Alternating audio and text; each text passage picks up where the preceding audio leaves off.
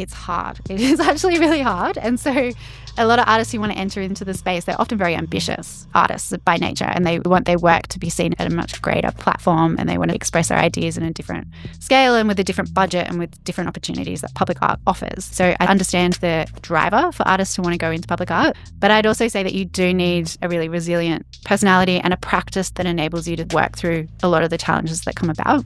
I definitely would say that we are a translator. Yeah, I think that that's a perfect way of describing our role within the process, for sure.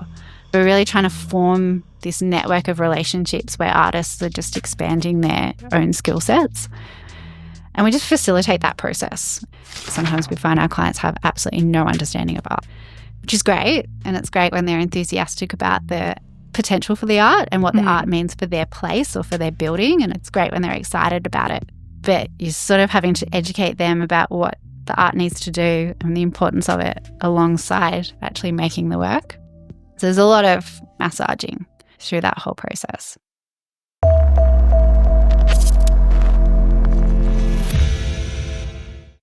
Welcome to the Installation Art Podcast, the world's #1 and only podcast about installation art and the people who work with it. In this show, you will hear about the joys and the challenges of the medium and get an exclusive behind-the-scenes look at the career and process of internationally renowned guests. I am your host, Anastasia Parmson.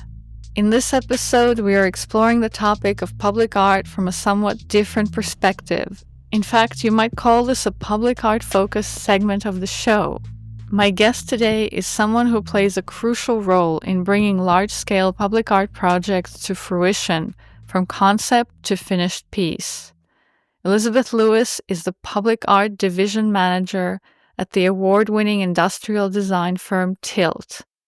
They have offices in Sydney and Melbourne, and their work includes product design, landscape architecture, playground design, but most importantly for us, public art. I was able to meet with the team and to visit their office and workshop here in Sydney, and I just couldn't pass on the opportunity to share with you this unique angle and to shed some light on what it takes to make public art happen from the designer's perspective. I'm very excited to share my conversation with Elizabeth Lewis from Tilt. Thank you for coming in and for agreeing to answer all my questions. I'm very happy to be here. I'm very excited. Thank you for extending the offer. Let's talk a bit about how you got into your career. Tell me, where did you grow up and what kind of stuff were you into as a kid? So I grew up the youngest with 3 older brothers, and we just had a pretty free childhood and we were able to just explore. My mum is a bit of a maker. She's always sewed.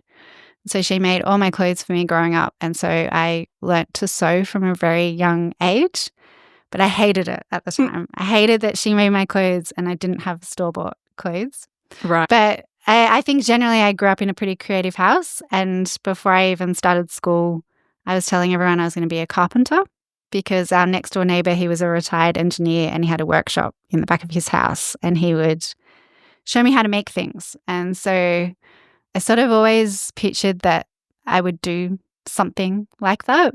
And then throughout my childhood and teens, I thought, oh, maybe I'll be an architect or maybe I'll be a fashion designer or maybe I'll be an artist. But I always felt that that's where I would land.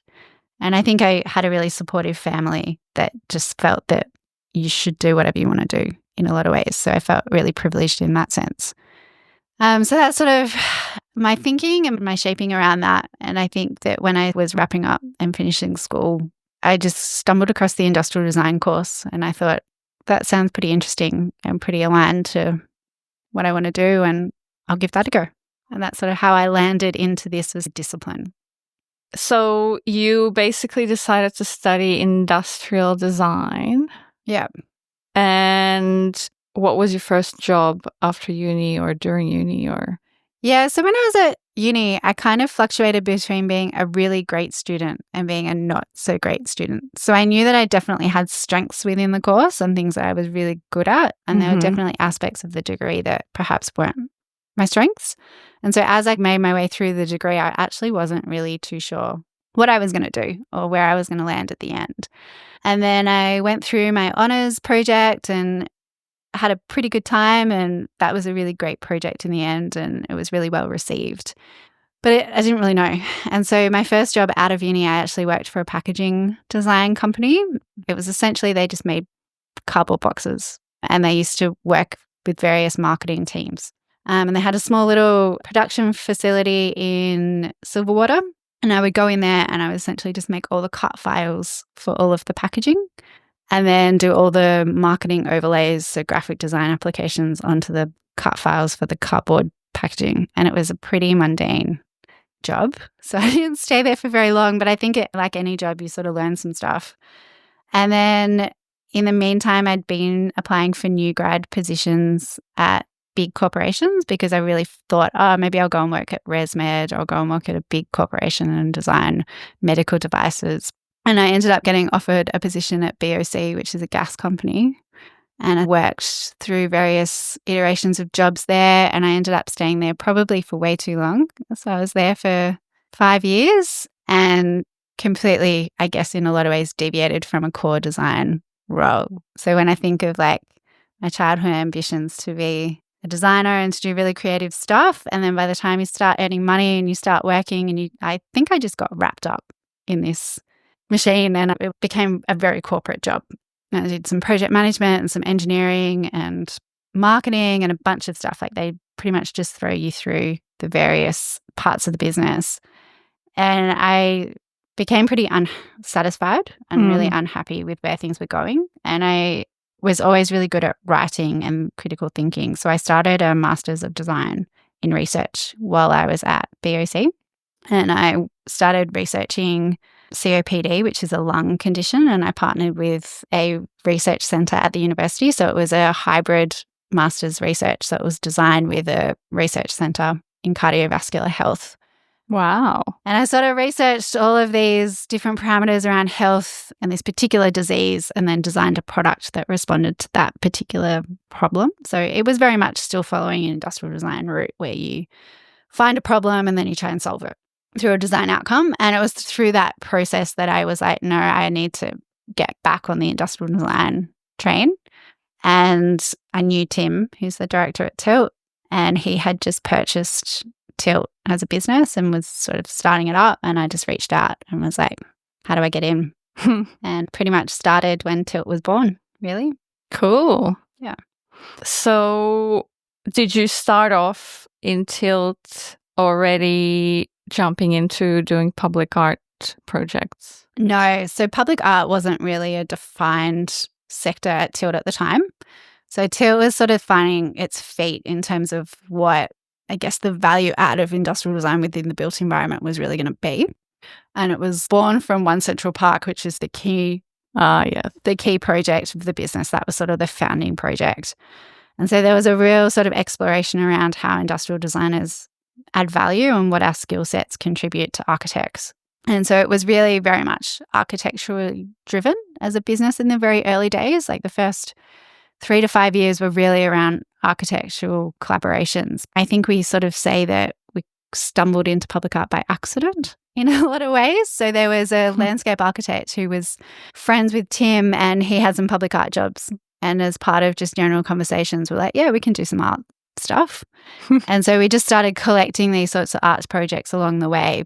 But there wasn't a really carved out space necessarily or a particular strategy around what public art was going to look like. It was very organic and very just haphazard in a lot of ways, and a lot of experimentation. And public art was great for the team as the team was growing as well, because it didn't have specific functional requirements that the architecture stuff had. Like it wasn't a door that had to move and had certain parameters. It was like, it's just an object. And so it was a lot of testing happened in the early public art division space. Didn't you also do that huge LED panel at One Central Park with a French artist? Yeah, the heliostat. So that was with Jean Nouvel, and Jan Casali was the artist. And that was a hybrid architectural public art work. So that was the very first public art project. And 10 years down the track, we do reflect on that project. And it is sort of still a really underlying way that we look at how architecture and public art can speak to each other, because that just epitomizes where the architect had come up with a functional piece of architecture, which was the heliostat. It has a very functional application. And then the developer wanted to actually use that as a canvas for the public art to offset his development costs. So he's like, well, if I'm investing all this money in this cantilever structure, if we apply art to it, then I get extra from that. So it's a really interesting as a case study. But yes, that is the first artwork in a lot of ways. So how about now? How do the public art projects come to you? They come in through a lot of different avenues. So we have artists that we build relationships with, and we always try and start every project that we're going to work deeply with an artist on. It's very much trying to understand their core practice and what they're hoping to achieve by entering into the public art space. So we get some work through artists who have been specifically commissioned to do work. We get work through open EOIs, where we might partner and pitch with an artist. We work with developers and with landscape architects and architects. So there's various different ways. Then we get work directly from government organisations like health infrastructure through a tendering process. So yeah, it really varies, and the scale and complexity of projects really varies as well. Okay. Who are usually your clients once you get a project? Yeah, it's interesting. It depends on how the contract is set up, but often we're actually novated to a builder. So it sort of depends who you see your client being. But I guess we probably see our client as actually a group of stakeholders. So yeah, as the project moves through the various phases, it's often the builder who holds the contract and would essentially be the client. But we definitely see the actual client being the artist and whoever the commissioning party is. So if the commissioning party is a government organisation or a developer or whoever that higher up stakeholder is, they're our key clients, and the builder's just someone that we have to satisfy, and when we just work with them to get the job done, essentially. And how do you find the artists?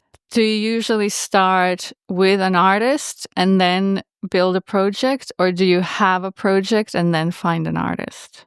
It's usually either we find a project opportunity and then partner with a specific artist. So we might have someone in mind that we think that artist would be really good for that particular project. But often with those situations, we actually have to pitch for the job. So it's going into competitive competition where you're often up against other artist teams. And then you work through a concept development phase, which can be quite lengthy and quite time consuming. But we make an equal investment with the artist to give it a go to try and win the job. There's other circumstances where a client, through a public art curator, has identified an opportunity and identified an artist, but the artist might not have a team or their own skill sets. They don't have the ability to actually deliver the work. So sometimes we're actually brought in by another stakeholder to help support the artist and get them up and running on the project. There's not sort of a preferred way of working, but I would definitely say that we're always trying to approach with a really deep understanding of the artistic practice so that we can understand intent. So where we're brought in on a project and we don't necessarily have a relationship with an artist, we try and go back a few steps to actually go back to where the seed of the idea came about, so that we can get to the bottom of why certain decisions have been made, so that technically we can help direct the project in a way that leads to a feasible outcome. So often we find that artists creatively will make lots of decisions which are often great, but then they can't be made, or it's not the right material choice, or it's not really suitable for the particular application that they're suggesting that they might use it for. So that's kind of where we step in, but we can't really help them to make decisions if we don't understand their intent. So although we're not artists, what I do try and really work through with an artist is, well, what are you actually trying to say? Because often what they're trying to say is actually linked to a material outcome. And so you have to understand those parameters in order to help them make decisions. Yeah. So if an artist wants to make a public artwork, but they don't have the skills to make it happen, can they reach out to Tilt and be like, hey, I have this project and I want to make something? Yeah, absolutely. So I think we're definitely there to fill that gap. Like that's sort of where we step in and we can guide them through the overarching process. I think we also spend a lot of time trying to understand an artist's appetite for actually doing a public work Mm-hmm.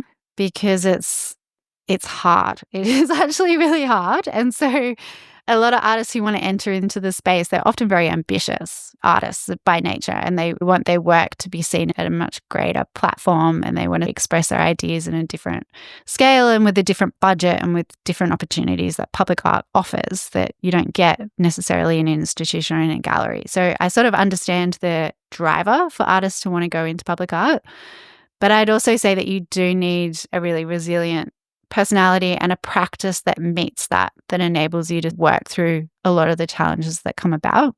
So there's lots of, I guess, for an artist that doesn't have any experience in the public art space, there's lots of public EOIs that you can start to get experience in pitching and understand the process and work through all those kind of early parameters. But there's also lots of things that you could probably do at a small scale, like temporary works and other ways that you can start to gain experience, because once you get a couple under your belt, whether they're big or small, you really start to get an insight into what it actually takes to do these projects. And the budgets sound enormous at the outset, but by the time you get through all the fabrication costs and the cost with actually making it and installing it, it's not actually about the money. I think for an artist, it's more about what they can say with that platform and what that looks like. Mm-hmm. Yeah, so I would say public art's not for every artist, but if you have a desire to go into public art, it's definitely great. And there's lots of people like Tilt who can help support you through that process. I don't think that anybody, like any stakeholder, would expect an artist to actually manage a project. There's lots of support networks in place to help artists so that these opportunities can be authentic in a lot of ways. That's good to know. Yeah, I just recently spoke to an artist who told me that public art is by far the hardest medium to work with. Yeah. Because of all the little things that go into it. Yeah, there's just a lot of constraints and there's a lot of stakeholders. Mm-hmm. And so we try and protect the artist a little bit from a lot of the things that happen behind the scenes. We're really trying to act as that translation between the artistic intent and what they're trying to say and then how that gets delivered. But it's quite complex. And the other thing about public art is the timelines are really long. So it's often a 2-year investment, if not longer, by the time you go through the conceptualization process all the way through the making and the delivery. But I know artists who have contractually managed the whole project by themselves, and they've learned a lot of skills and they've done a lot of things. But yeah, I think that that's very much an experience and personality thing as well. Yeah. Yeah. So what kind of skills have you had to learn in this process? That is a fantastic question. I think when I started out, like even if I just think 3 or 4 years back when, I think that I could probably say that public art really stepped out and became its own thing probably about 4 or 5 years ago.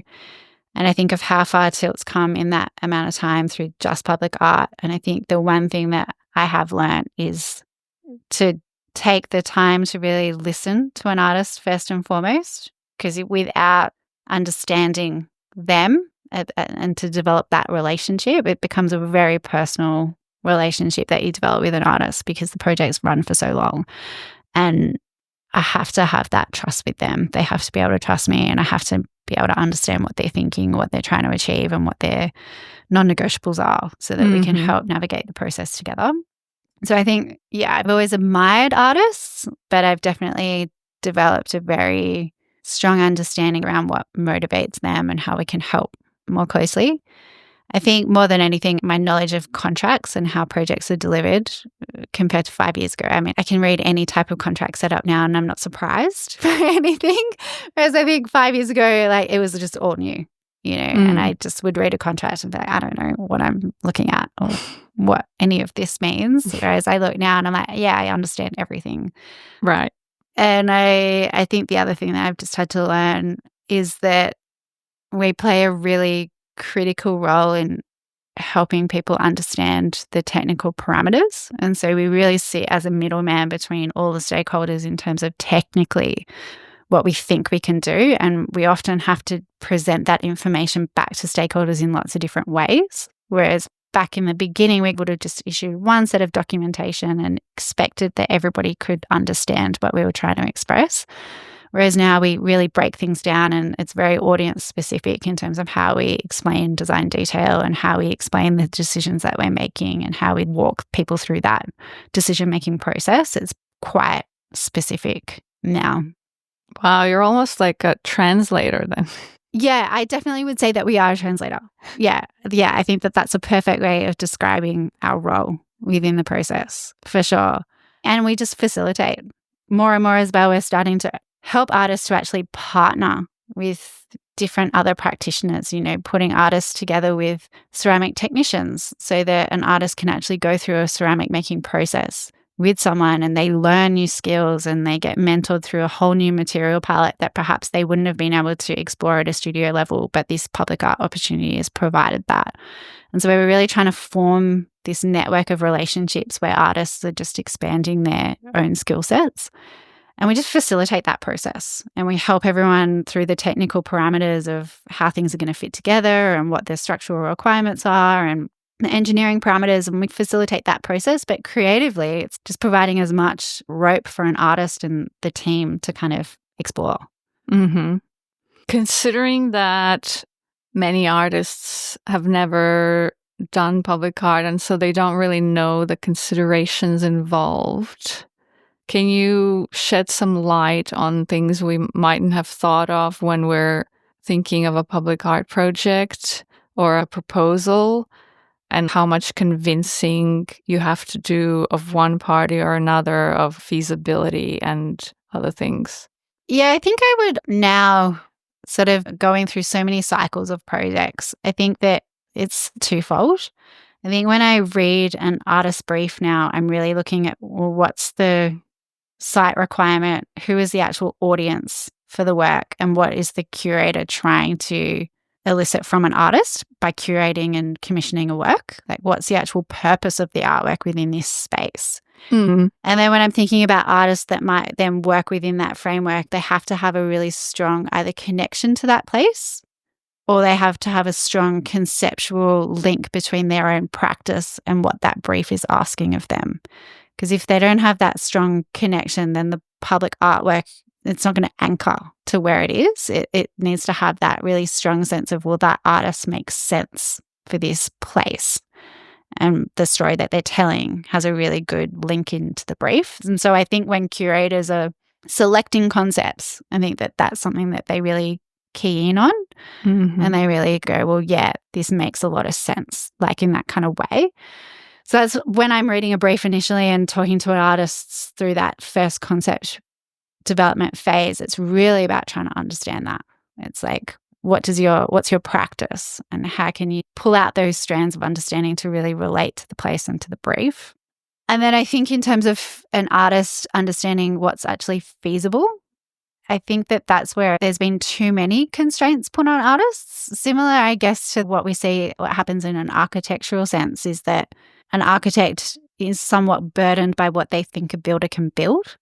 And so they design to the parameters of building as opposed to designing to their dreams.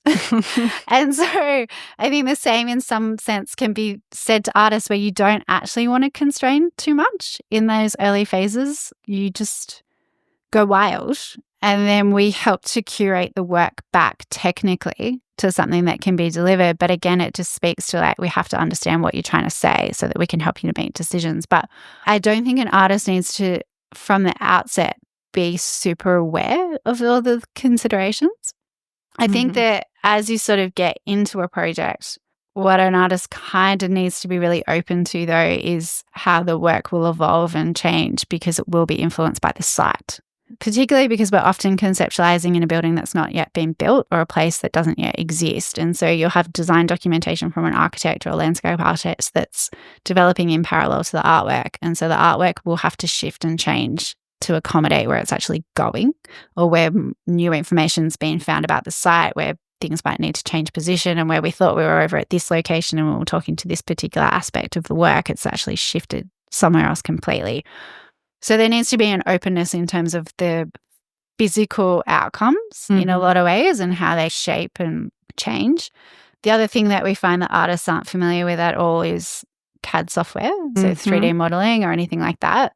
And so there is often a digitalization of their work, which some find really interesting. And then other artists are like, this is really strange.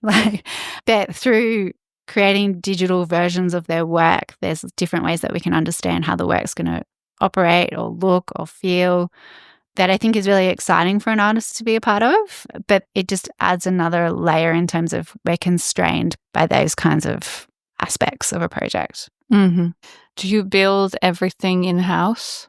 No. So we're not a fabricator.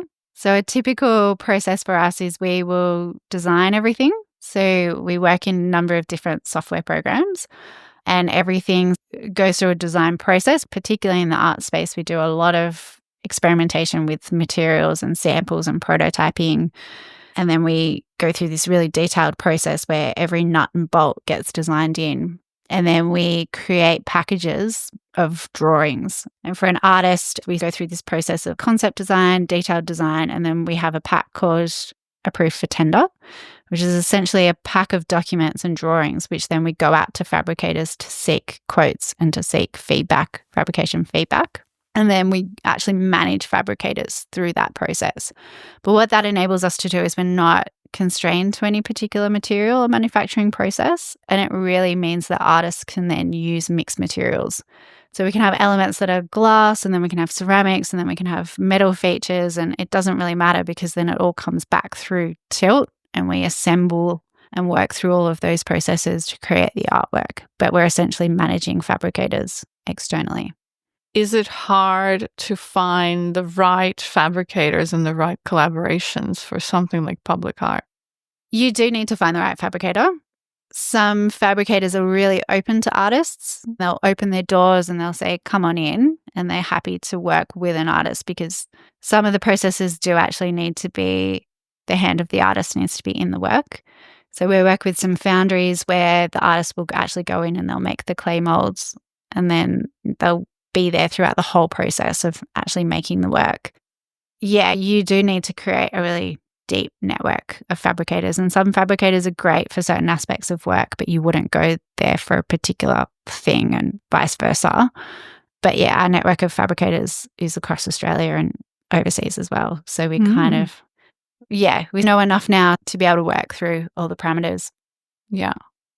Can you talk me through some of the non-negotiable considerations that are crucial in public art in contrast to sculptures and installations in white cube exhibition spaces? Yeah, I guess the biggest thing for public art is a typical lifespan is 25 years. So material parts and fabrication methodologies is dictated by durability and maintenance and how they're going to perform in the environment over time. And some things you sort of can predict how they're going to age. And so they might patina over time and the surface texture will change, and that actually becomes part of the work, and that's sort of anticipated by the artist. But typically what we're trying to reduce is any long-term maintenance issues and manage all the risks. So that's where our material palette kind of starts, is what's the most durable approach for this particular outcome. And I think that that's where it's a bit more difficult for artists that are used to working in somewhat of a ephemeral kind of way, or where their work will respond to environmental conditions over time, and that's part of their conceptual framework. It's more difficult for them in this space because they're trying to show change over time in a different way. So that's quite interesting in a lot of ways, but I think more challenging for those types of artists that want to see really dramatic changes in work, because that's not necessarily how public art's set up. And I think clients as well, they want to know what to expect in terms of an artwork outcome. So often we spend a lot of time with clients trying to help them understand that what they see in a render visually isn't necessarily what the work's, it's just an impression. And so we're trying to help them understand that there's actually an artistic process. You know, we put forward a concept in terms of what we are hoping to achieve, but there's actually this whole process of design and conceptual thinking that happens beyond that. And through the making process, decisions are made that actually influence the outcome. And so we really try and condition clients as much as possible that the artwork may in fact look different to what they were expecting, but that's all part of working with an artist because you're building a relationship. Yeah, it's difficult because it is I would expect that it's a different dynamic for an artist working with that type of client as opposed to an institution or a gallery or someone else. It's a different thing because those clients as well, sometimes we find our clients have absolutely no understanding of art, which is great. And it's great when they're enthusiastic about the potential for the art and what the art means for their place or for their building. And it's great when they're excited about it. But you're sort of having to educate them about what the art needs to do and the importance of it alongside actually making the work. So there's a lot of massaging through that whole process. Do you have any particularly memorable experiences when it comes to, say, fabrication, transport, installation of a project, or where something was not working or somebody was like, this is not what I thought it was going to be? Or yeah, just trying to think of like a specific example that I could speak to. I think there's always little things that are unexpected when we work in kinetic works. So when it's an artwork that moves and it changes its orientation and its composition over time, just little things like everyone's aware that it's going to have a motor in it, but then no one really thinks that the motor is going to have a sound and that you might potentially hear that sound, and so it's those kind of things where it's like, oh, and then perception of how noisy the artwork is. Or if an artwork's on a facade and the wind hits it and it vibrates and the vibration has a sound. Or where you have a really reflective artwork and then sun hits that artwork at a particular time of day and it has glare. There's all those kind of parameters that you can't necessarily predict until they're actually installed and until the people who are actually using that space start to respond to the work, that you start to go, oh, that maybe didn't quite hit the mark, or that was an unexpected positive or an unexpected limitation that you start, like there's lots of little things like that where the artwork starts to take on its own life when it's in its place and it makes it difficult because then you're trying to have to work back through stakeholders and encourage them to be accepting of things the way they are and how they landed and that was an intentional outcome. I think the best thing is when we've been able to work with artists progressively over time on different scales and different types of work. We've started to get some really great working relationships with particular artists, and over time you just create kind of a synergy of working and just a mutual understanding. And it means that you don't have to necessarily think about commercial requirements anymore. Like the money isn't the thing that you're always talking about. It's more just like, what are we going to do together that's going to be really great? And that's where it starts to really take on its own momentum. And you start to get really great design outcomes because there's just a really firm trust and understanding. Yeah. But that's only happened in recent years as we've started to get a lot more projects under our belt. But I think the thing I'm always surprised about is just how long projects take. So how long does a project take, start to finish? Start to finish, I mean, you sort of set off and you say maybe 18 months, 2 years, but often you'll have huge pauses of time and sometimes it extends to 3 years because something might happen with the site. And so they might be digging and then find something under the ground that they weren't expecting and then a whole heap of things change or the artwork's often one of the first things considered and designed for and one of the last things to get installed. So you just have huge windows of time where things are constantly shifting, constantly changing. But yeah, there's some projects that we've had on the books for like 4 years and we're still waiting to close them out because things have happened with that particular site or that particular location. It's beyond anyone's control. So you sort of just sit on it and that's hard for an artist. It's hard for an artist to stay enthusiastic over that amount of time for a project because they've usually moved on way beyond that, and their things change. Yeah. And their thinking's just changed. Yeah. And so they would kind of look at the work and say, well, that's really old to them, Yeah. An old, boring idea. Yeah. And it's hard as well because you don't necessarily get to sit and celebrate the outcome because it's so long past when you all kind of set out on this thing. Have you ever had to abandon a project? We haven't There's projects that have just kind of gone stagnant, and we're sort of, I wouldn't like to say that they're abandoned, but you kind of think, oh, it's unlikely that they're going to come back because you kind of just lost the relationship with that particular client, or the site's been sold, or the artist has become disengaged, or something along the project timeline's fallen out. I don't think we've abandoned a project or not finished a project for any specific reason. We've generally tried to see everything through once we're committed. Yeah. Should public art be permanent? This is a conversation I've had with a couple of guests now, artists.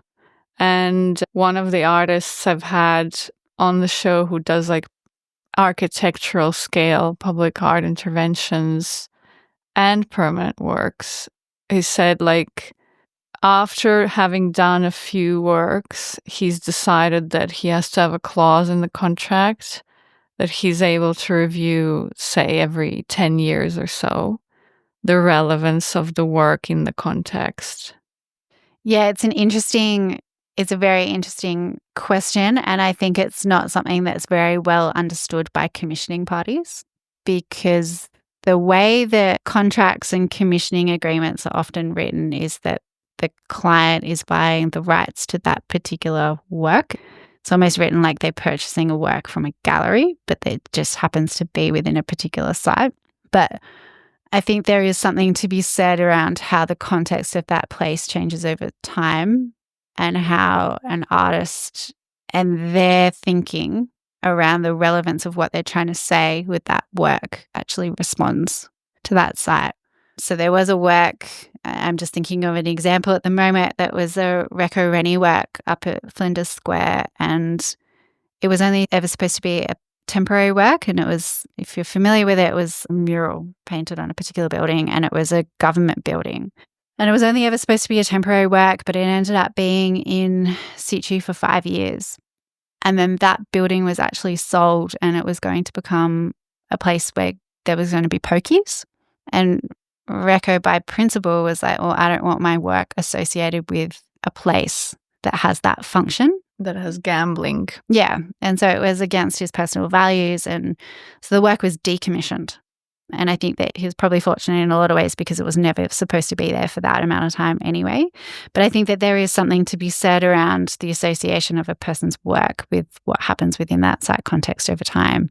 And the control that an artist has over that is, I think, quite difficult for an artist to control. I would have to read into it a little bit more in terms of contractually how it is set up. I mean, an artist maintains their moral rights and their IP over the work, but in terms of how that then sits as the context changes, it's difficult to navigate. But it is quite an interesting question. Yeah.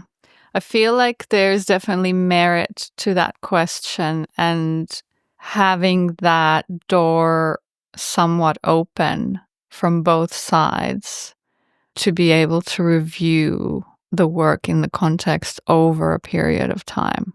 Yeah. It kind of seems to make sense, really. Yeah. Not just from the artist's perspective, but from the site's perspective as well. Yeah, and I think just the way that our cities operate now is very different, particularly when you're thinking about it like an urban place, cities specifically, as opposed to regional cities. The rate of change is so rapid now that over a 10 to 15 year period, it's a completely different thing. How places interact and how you read work across the city, it's an interesting thing to consider, is how the artwork kind of speaks to that. Yeah. You mentioned that the lifespan of a work on average is 25 years. What happens after that? Like, is there some contractual obligation to maintain the work, to restore it? What does that look like? Yeah, so the public art warranty period of 25 years, or the lifespan of a work for 25 years, is tied to building warranties. So they directly speak to each other, in that you build a building and it has a warranty of 25 years in terms of it will perform and it won't fall over, and everything that goes into the building follows the same setup, which is how you get the 25-year lifespan. But when you speak to artists, particularly, in recent conversations with First Nations artists, they speak about artwork that's intergenerational. And so they're actually speaking about artwork that stands for 100 years, because for a First Nations person, 100 years is not a very long time because they think in terms of the legacy of their people. And so their sense of scale and how long an artwork should exist for is very different to, say, a contemporary artist that goes through iterations of work and different cycles of time in much shorter time scales. So it's just even different types of artists will have a different understanding of how long the work should exist for and what should happen to it after it's decommissioned. The idea is that the artwork is maintained, and it's the client's responsibility to maintain the work throughout that period of time, which again really has to speak to the caliber of the clients that you work with in terms of how much they actually value the artwork and the contribution that the artwork's making to their place. And so that's something that you really have to tease out in the very early conversations. It's like, well, what is this artwork actually doing? And what's the purpose of it? And how are you going to maintain it and look after it and make sure that it maintains its integrity over that period of time? And then there's a whole contractual thing around what happens to the work when it's decommissioned, whether or not the artist or the artist's representatives can purchase the work, or, there's a whole kind of suite of options, I guess, in terms of the decommissioning of the work. But that's not actually something that I've yet been on the other side of. I guess I'm still too early in the phase of things to really see what happens to work that perhaps Tilt's been involved in that is decommissioned. Yeah. Yeah. What's something you wish all clients who commission a public artwork knew or considered? There's a few things. I think that there needs to be a recognition, I guess, at the outset that although an artist is surrounded by a team, they are essentially working with an individual. And an artist only has so much capacity and so much bandwidth. And they really need to ensure that that artist has a really well-supported team so that the vision can be realized. And that even comes down to like time management, commitment, their commercial aptitude, their willingness to be involved in the process. And, there's a lot that kind of goes into commissioning a work in understanding that you are working with a person and we need to create a relationship. They don't have a company behind them necessarily to support them. It's not like They're a whole big VO. Yeah. They're generally a solo artist that's got 10 other things on the go, that's trying to find a studio space to work and trying to, there's lots of things that they're trying to navigate. And so even from a contracts perspective, we're trying to help clients set up contracts and commission the work with artists in a really friendly and open way so that artists feel protected in that kind of setup. I think that what clients, it depends when you think about it. I wouldn't say that there's a typical client as such, but I think that there's so much missed opportunity at the moment in the public art space in terms of the types of work, like the typologies. How do you mean? So I think that there's somewhat a really strong understanding from a client in terms of a type of artist that you would work with in the public art space. Like you're working with a sculptor or you're working with someone that has a really specific practice that they can anticipate the outcome. And what I'm hoping that Tilt can do over time is to build this sort of understanding with clients that there's artists who don't traditionally sit within a bucket that you would pull in and use as a public art commission, but they have a really interesting understanding of that particular place. They might be a poet, or they might be a musician, or they might be like a botanist or someone who's not a traditional public art commissioning like someone that you would typically see, but that we can create these artist teams and these networks that actually lead to really interesting artwork so that we don't get these really typical responses where it's not straight up a sculpture or it's not interpreted. You walk into a building and you go, well, there's the art and there's the, where the art actually becomes really infused within a place.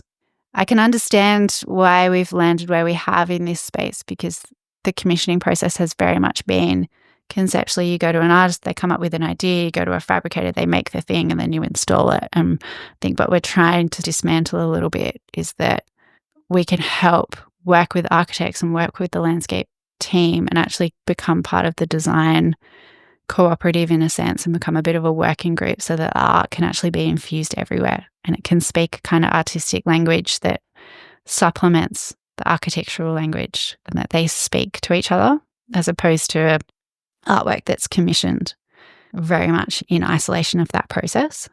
Yeah, so I would like to hope that clients can start to see the artist as a key design driver. They're very familiar with going out and seeking an architect to get their buildings up and developed and work through that process. That's very normal for them, but it's like, well, you could bring an artist in earlier and create partnerships that could actually be quite interesting. Yeah. So you mentioned curators in this process. So there's actually like curators for public art out there. Yes. Yeah.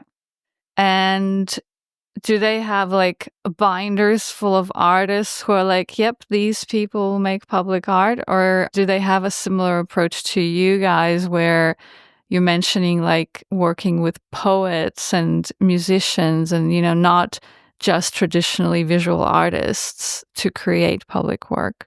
Yeah, I think we've worked and we do work with some amazing public art curators, and they've all got varying levels of experience, but also, I guess, in a sense, personal approaches to how they actually curate work.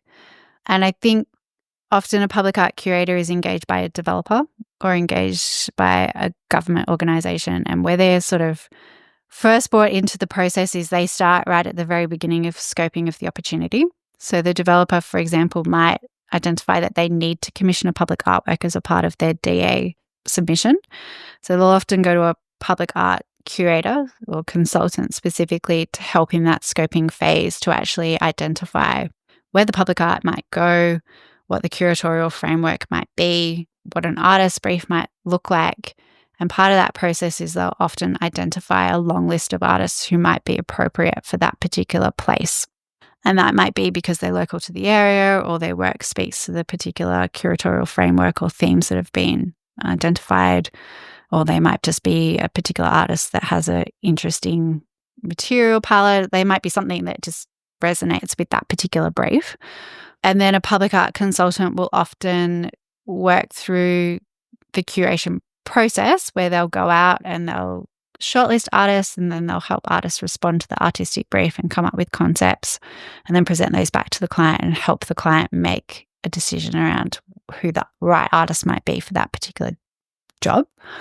In terms of how public art consultants build their network of artists, I think that it's probably informed by a lot of things.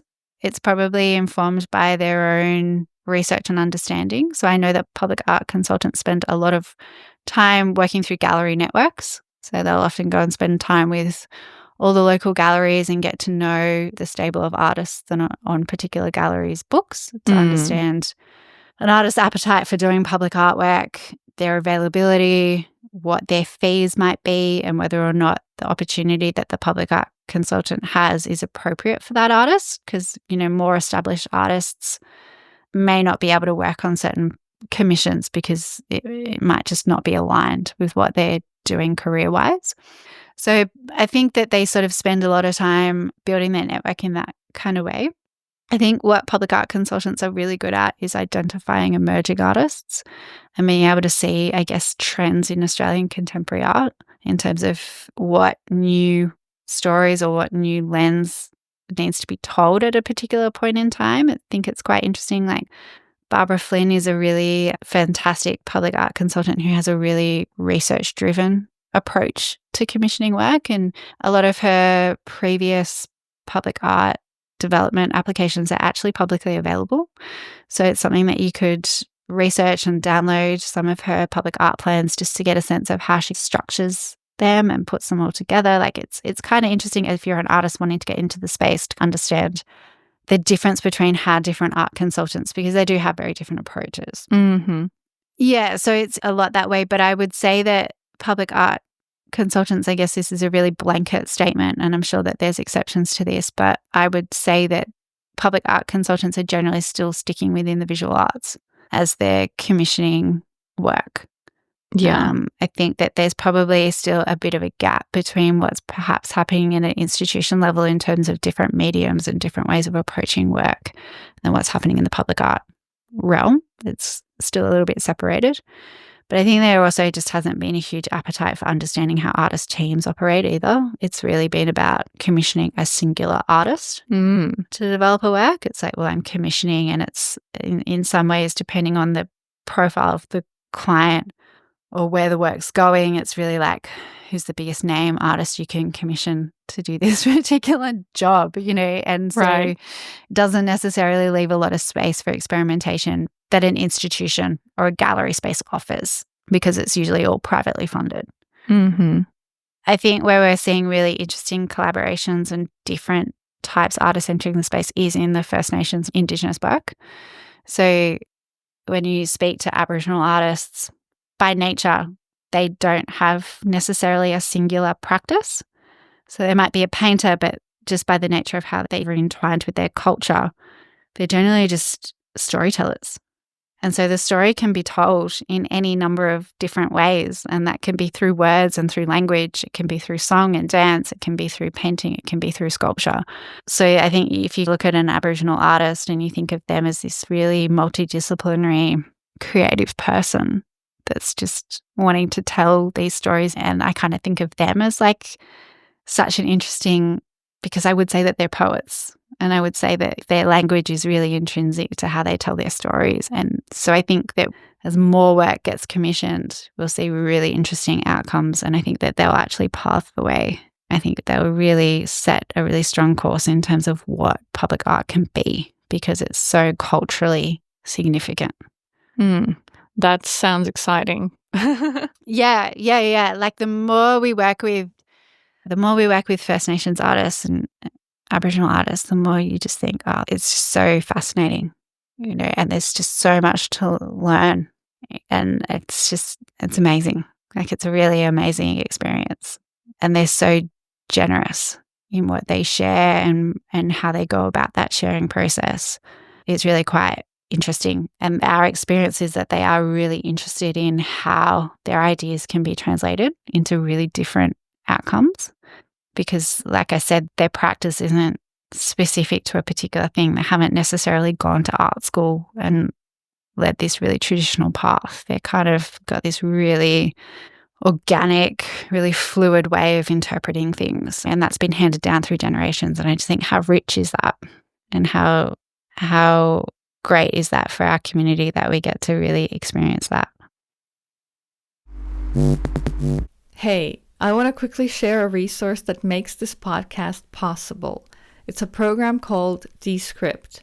That's what I use to record, edit, create transcripts, and so much more. Honestly, I don't know if I could do this podcast without it. Descript just makes audio and video editing so much less daunting. If you do any editing at all, you'll definitely want to check it out. With Descript, you're not just editing abstract waveforms, but the actual script, like in a Word document. And repurposing content is really easy, for example, to turn long-form video into vertical social media clips. Check out the link I've put in the show notes or on our website to try it out for yourself. You mentioned something about how public art's coming into its own in the last 5 years. What's that all about? How come? I think that I'm probably speaking from an experience of being in Sydney specifically. And I just think that the growth of Sydney, and particularly with the metro networks and with what's happening with Western Sydney Airport and various other of, and Parramatta as the second growth city, with Western Sydney University and all the banks and various institutions setting up separate arms out in Parramatta, and that becoming a city in itself. Like, we've just had so much growth, and it's been significant cultural investment in these types of programs and infrastructure. And I think that we'll start to see it up in Newcastle, and we'll start to see it down south, and we'll start to really see this broadening of how place is thought about and how these places develop, and culturally what that means for communities that exist there now, but also for people that will move into those areas and either live or work.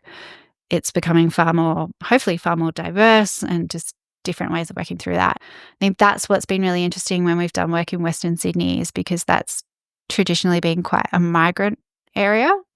And so now that the infrastructure and the money has started to actually go into those areas, it's just been so fantastic to start to see those people that have migrated to Australia and they're able to now tell their stories through art around what it means for them to be from a different culture but to be living in Sydney.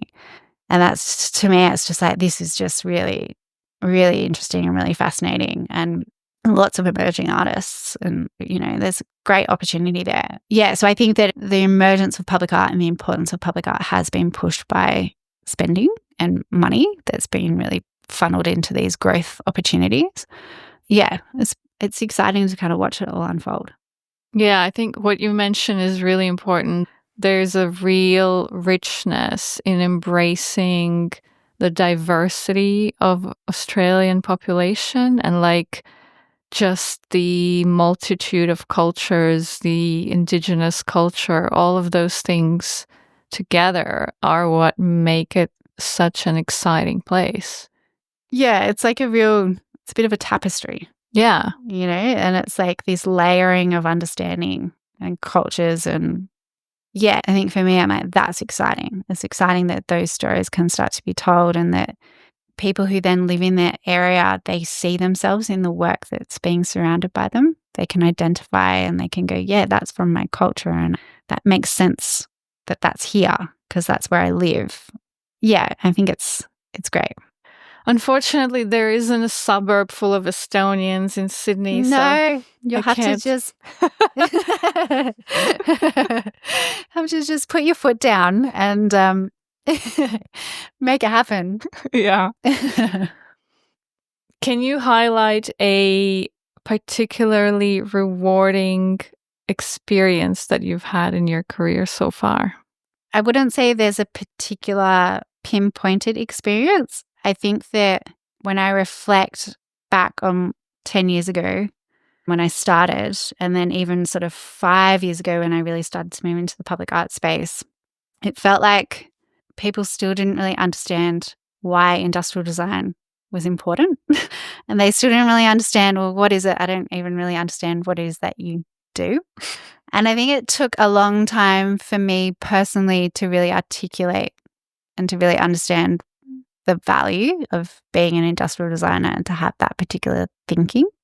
And I think particularly probably in recent kind of years, it's like, no, the more I talk about it and now people are actually understanding, there's a really strong design drive, and there's a real place for industrial design thinking in the public art space or in the architecture space. And we're solving problems. And for me, I'm like, that's great, because I just think around industrial design as a discipline and what that means for new generations of people, like kids who want to come through and do the industrial design course. And it's typically thought of as really hard to get a job, and that there's not. Really?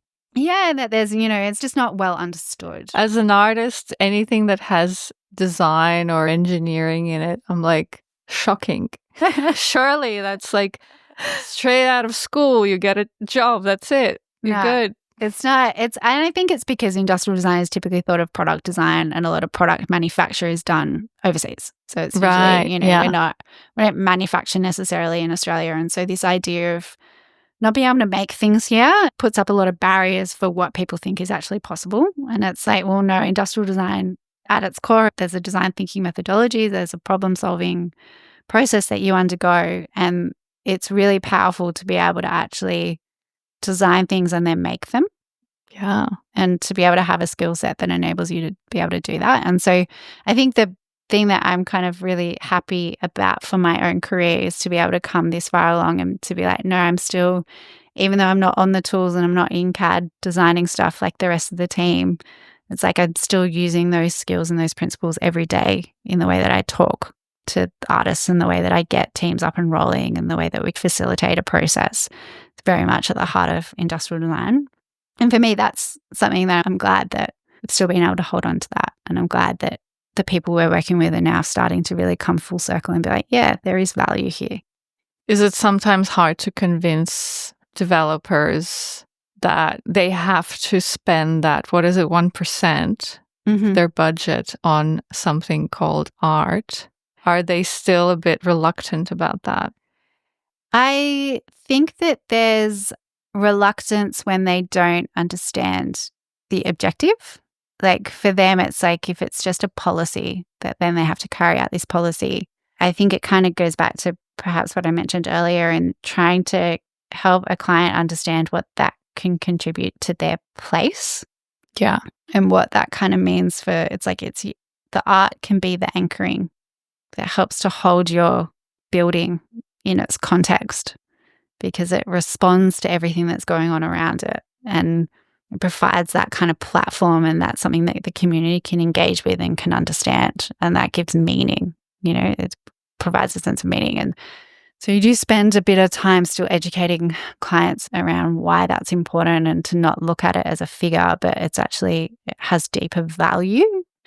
And then we do spend time talking about the money side of things and trying to help them understand, well, you can offset the costs of the public art investment. If you're having a water feature that's already a part of your landscape plan, well, we can put art within the water feature.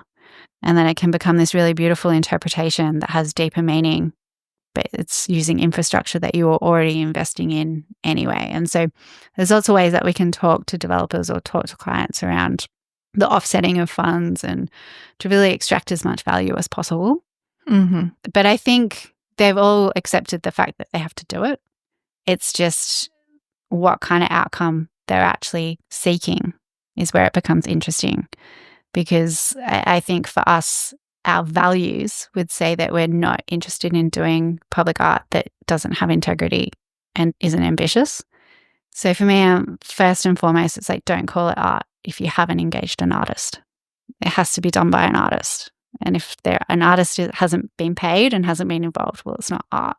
So it's even just core principles like that I think you just become really strong and really, really protective of making sure that the art's always good and always reaching an outcome that you can be proud of for the artist and for everybody involved. I think, it kind of speaks to core values in a lot of ways. And you just have to align yourself with the right clients. Amen. If you could do anything, no restrictions for like location, budget, do you have a dream project that you would love to work on?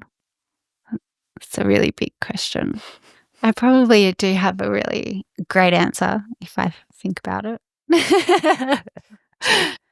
I think what a dream project looks like for me is something that's multi-layered in the value that it brings. So I'm really interested in public art that has a deeper meaning from a research perspective. So for example, we were looking at a memorial project recently, and I was really interested in academics who had studied memorial design at its principle and at its heart in terms of what actually resonates with survivors or resonates with families that have been affected by a particular tragedy. Mm-hmm. And so there's research principles that academics have kind of done to look into the importance of memorials and what that means. And what I'm really interested in is how public art and artistic language sits as an overlay to that underlying research and how the two interplay. And so how it's like, well, this artwork is important for more than just an artistic expression. It's important for these deep-seated research questions that it answers. And for me, I'm really interested in that interplay. And so I think an ideal project for me would be around working in a really diverse, multidisciplinary team where there's a core question at the heart of it that we're all trying to answer. And I would want that question to be really wicked in a sense, in that like I want it to be a really challenging question that gets to the heart of why we do what we do. But that's what I'm seeking. I'm seeking a project that's extremely challenging because we're trying to answer a question that's quite difficult to answer. But I think that that's the power of art. Art can answer really difficult questions. But I'm interested in the kind of team that surrounds that process. That's kind of, for me personally, kind of what, and I've seen some really great examples where artists have started to work in those realms. And it's almost on the fringe between art and design and social science, and it sits across all these kind of interplays. But what's really great, I think, is then it it gets put into the public domain, which often isn't common. A lot of these kind of questions are answered in institutions, like they're answered in universities, or they're answered in formal gallery settings, or they're answered in spaces that maybe aren't approachable for the general public.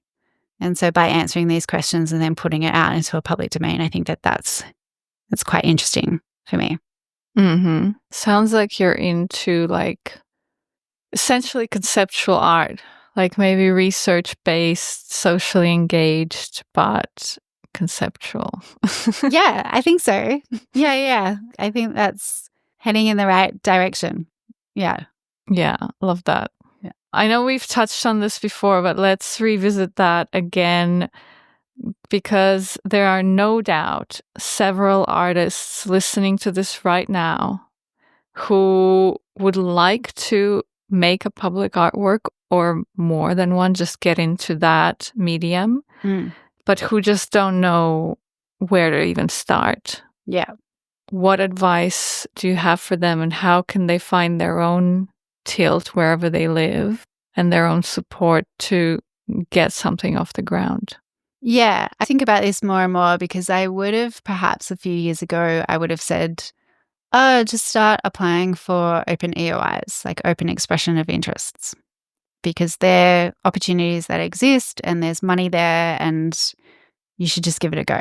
And now I think I've been through that process so many times with artists. Like I couldn't tell you how many EOIs I've done over the course of however many years.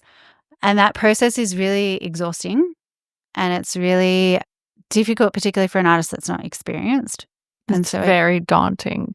Yeah, and I don't know if it necessarily gets you where you need to go. So in considering the question in more simpler terms, I think that what I would do if I was in that situation, knowing what I know, is I would almost set up my own test site type program.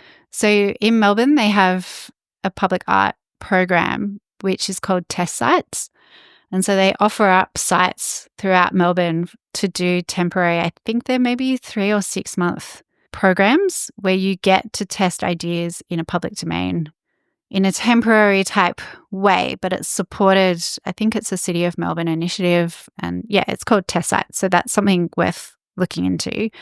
But I think a program like that, whether that existed in your own city, for me, I'm like, that's something that at a grassroots way you could start yourself, because I think what you really want to understand moving into the public art space is how the public actually responds to your work.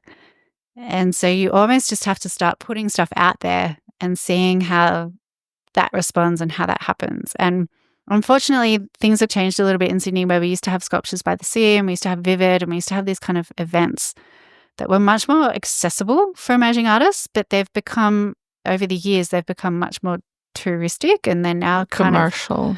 They're much more commercial, and I think they're kind of run by Placemaking New South Wales, and it just has a different purpose now.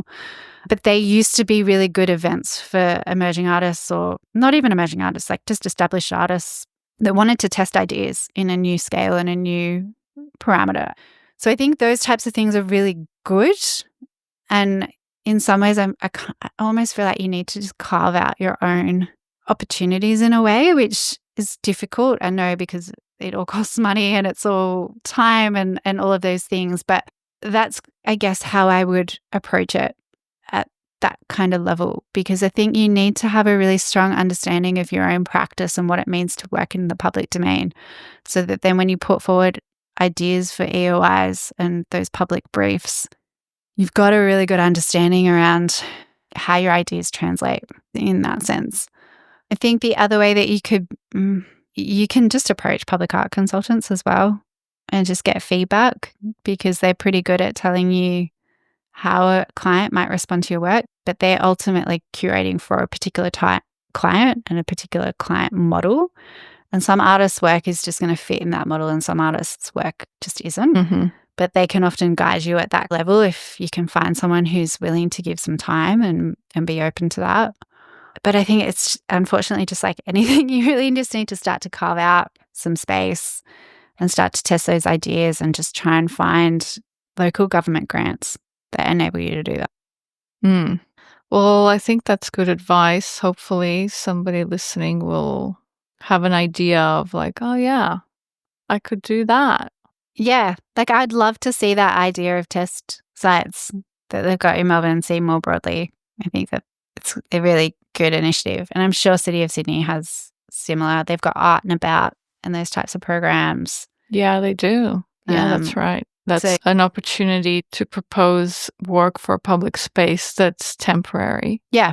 And I think that that's a great way to get in, because what you're really trying to understand is just putting an artwork out for the open public versus putting an artwork out for a gallery context is a totally different thing.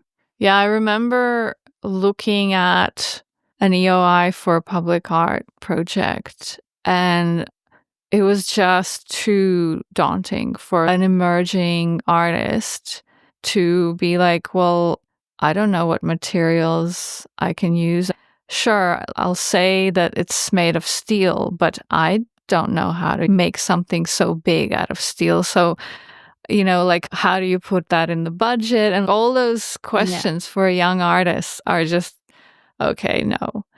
But yeah, I've worked with some people who kind of a similar idea to what you mentioned, and also to Sculpture by the Sea. There's this Australian guy in Estonia who loved the initial Sculpture by the Sea concept and brought that to Estonia, making these itinerant public art exhibitions. Yeah. Where you just make projects in the public space, temporary, obviously. But yeah. And that's a great way for artists to, first get into that whole idea. Yeah. Try their hand at something. And then you also got support from that person organizing the whole thing. Yeah. To figure out what materials you're going to use. You don't have to think about, obviously the budgets were minuscule. Yeah. It was all very kind of DIY, but it was, great opportunity. Like, that's how I can say, yeah, I've done some public art stuff. Yeah. So I hope there will be more initiatives like that around the world, because it's not so common. No, it's not common. Yeah. And I can understand there's lots of challenges in terms of producing events at that kind of scale as well. There's lots of considerations in terms of safety and just the infrastructure required to actually host the kind of somewhat temporary public art event type things. I can appreciate the challenges associated with that. I think there are places that are easier for that. Like Australia is very bureaucratic. There's a lot of health and safety regulations. Yeah. So, it's a lot more challenging. Like Estonia was definitely an easier place for stuff like that, no doubt. Yeah. Where you can put like this long line through the center of the city where people walk right over it and no one's going like, oh, well, what if somebody trips over it? Or, Yeah. Yeah. Yeah, I was just thinking again around other advice. And I think the other thing that when I think of artists that have successfully transitioned from a gallery, like a studio-based practice, and they've successfully transitioned and delivered public artwork, the two kind of sit complementary to each other. So it's not like they're two separate practices. The two practices read as kind of one artist's work. But I think the artists that have really excelled and probably been selected when they have pitched for work is they've really understood the site context and how their own work translates to that site context. And that might be through an openness to do community consultation, or it might be through an openness to work with particular stakeholders that perhaps like their studio practice, they wouldn't have to do that. But it's like they're open to the adaptation of their work and the interpretation of their work in a new way. And so I would even just start to encourage artists who want to move into the public domain. It's like, why don't you pick a place that's your community and start that co-design process where you might set yourself your own project and you might go, I'm going to go and engage with a particular community group or a particular, something that's within that, and actually go through that process of having to engage and have your artwork be informed by other stakeholders, because I think you'll be surprised by the outcome. But that's a good way to say, yeah, I have gone through that and I have let my work be influenced by a place, because I think that that's a key attribute that now sits within a public art work. It's a common criteria that's asked for, is community consultation. I think installation artists are especially open to that idea because most of the time our work is site specific. Yeah. And it's engaged with by the public. Yeah. Great. Is there something that I didn't ask you that you'd like to mention? I think the main thing is whenever we embark on a new project or we review a new opportunity, it's like there has to be a trigger of joy in there. And if the work doesn't speak to you in a joyful way, or if something feels off, there's probably a really good reason why it feels not right. And so there's often an underlying gut feeling around how a project's going to go. And I think that that's really intrinsic to how the project unfolds.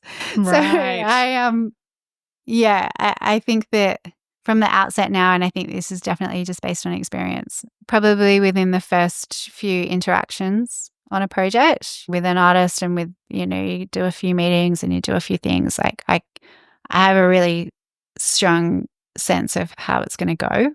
And I think that that's something that experience brings you in this space. So I would encourage artists or whoever's listening to not be daunted by those challenges. What they just need to find is good people to work with, because you have to have those relationships, because that's what's going to carry you through a project. And you pick up so many new skills along the way, and you're forever evolving and learning. But it really comes down to the people that you're working with. Yeah, I hear that. I think artists are also quite attuned, especially when you are having to work with other people and collaborate on a project. Yeah. I feel like we are attuned to the vibes. Yeah.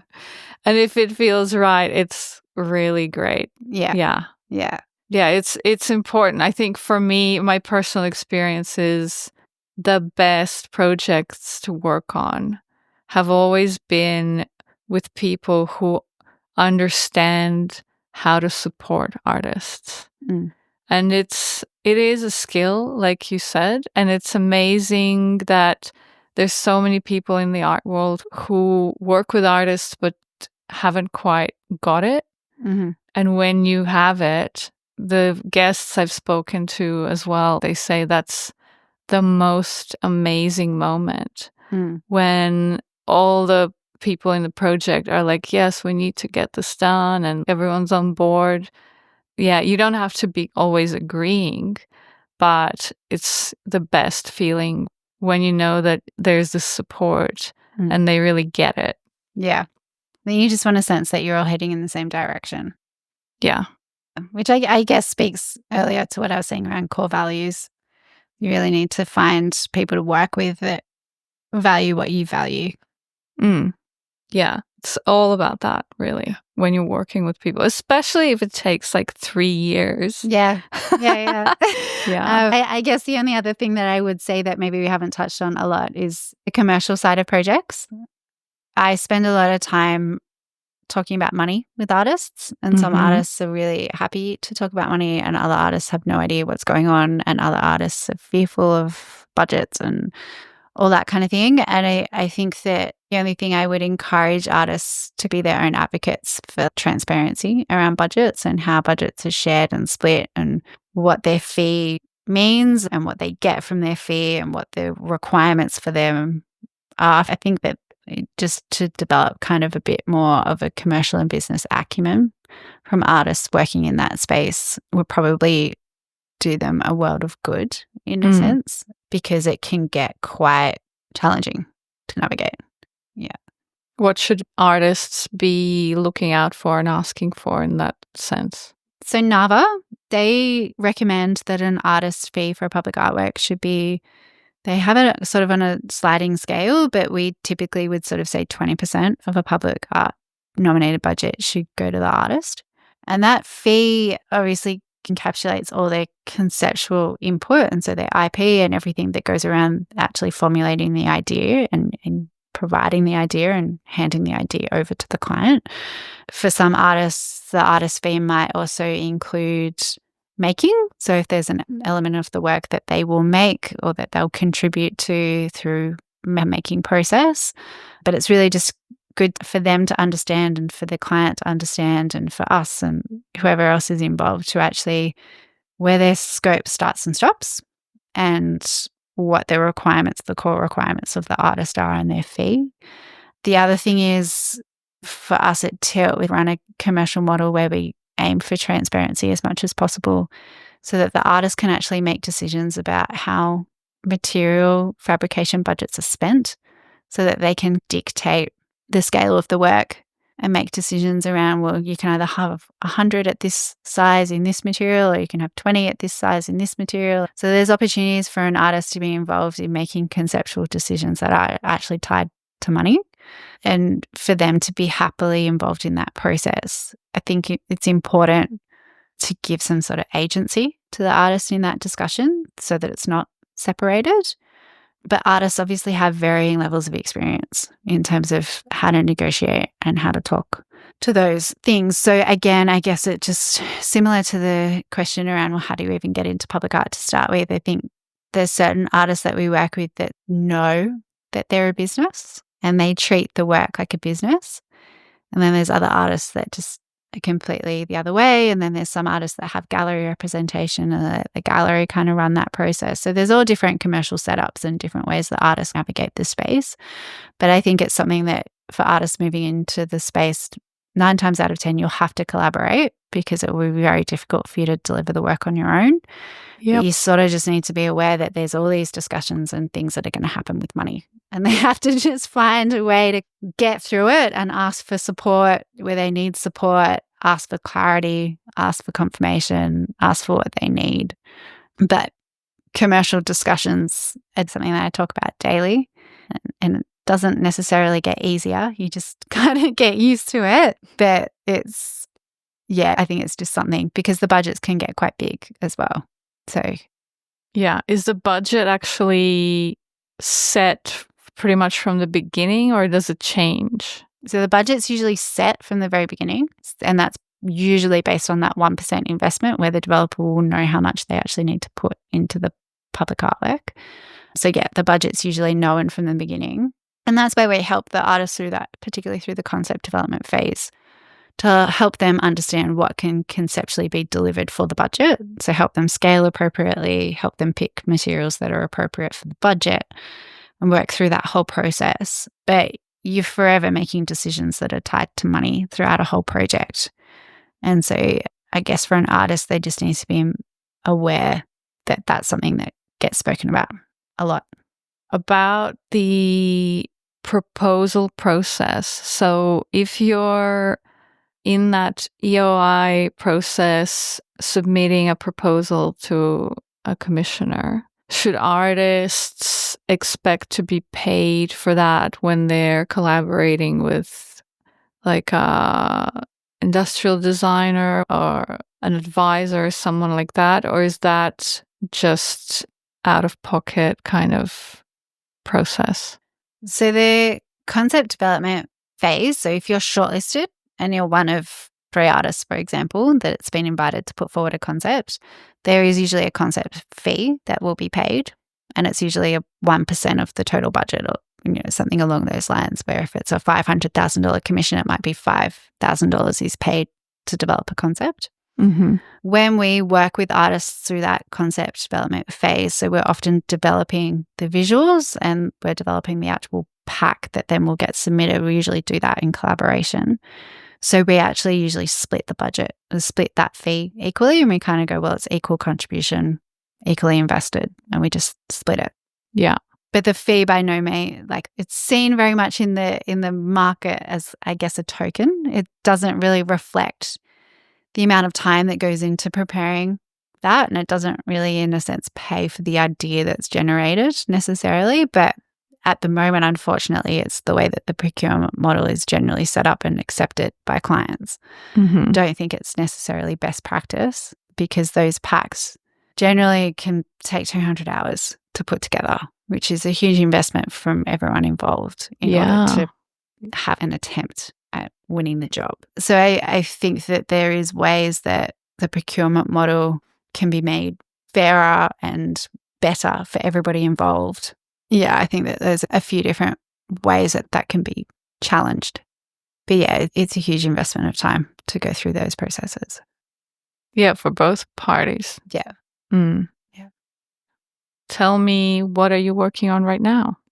Working on a few projects, some that can't talk about openly, but we've just finished going through the design development pack with Janet Lawrence for commission out at Bradfield Park, which has been very exciting and a great opportunity. We've been working with Aspect, so landscape architects there. So that's been fantastic and really collaborative process with some First Nations artists being brought into the project. We're working on quite a few projects with some Indigenous artists, which has been really exciting and really great. We just installed work last week with an artist, Warren Langley, who we've worked with quite a number of times. He's a very established artist. He's been in the game for about 40 years, but we've had a working relationship for maybe 3 or 4 years. We've just installed his work last week and finishing up a project with Jacob Nash at Surrey Hills Village a couple of weeks ago as well. So on the tail end of some projects, just trying to wrap them up before the end of the year. Yeah, so there's a lot happening, and then we're pitching for a whole new round of work coming up. So lots in the pipeline, lots to be excited about. That's great. So where can people see some examples of your work?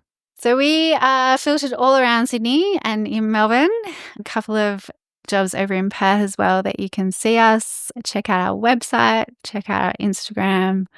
Tell us the website. We're Tilt Industrial Design.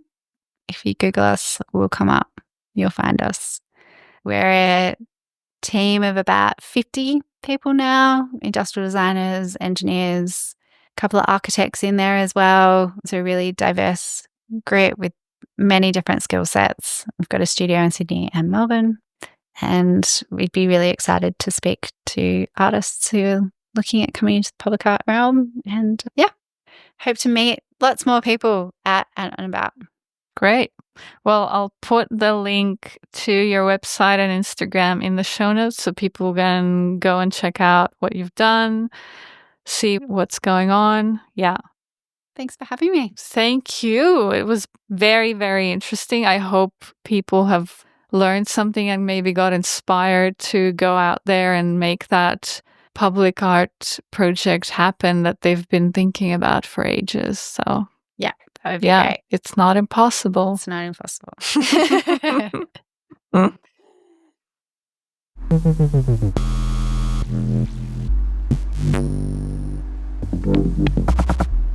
That was Elizabeth Lewis, the Public Art Division Manager at Tilt, with offices in Sydney and Melbourne. You can find out more about their work on their website, tilt-industrialdesign.com, and check out their Instagram at Tilt Industrial Design. You can see examples of their public art projects all over New South Wales and Victoria. For example, Lanterns by David Chianchi at the Gimbawali Place Social Housing Development in Carlingford, the kinetic installation at Sydney's Angel Place by Marion Borgold. And if you've been near Central in Sydney, you've probably already seen the huge LED lighting platform at One Central Park, created in collaboration with French conceptual artist Yann Kersalé. Links to check out Tilt, as well as everyone mentioned in this episode, are in the show notes and on our website, installationartpodcast.com. If you enjoyed this episode, share it with a friend or a fellow art lover. Word of mouth is one of the best ways to help us spread the word, and we appreciate your support. Thank you for tuning in, and until next time.